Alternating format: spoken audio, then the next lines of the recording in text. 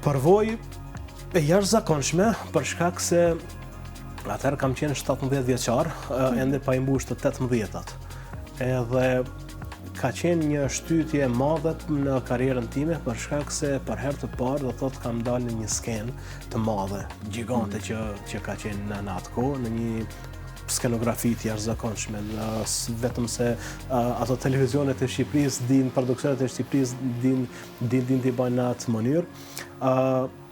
Zakonisht karriera fillon me mbrëmje, me kështu grupe, me bende, me organizime mirë, po kjo ka qenë me të vërtet një e për një hershme.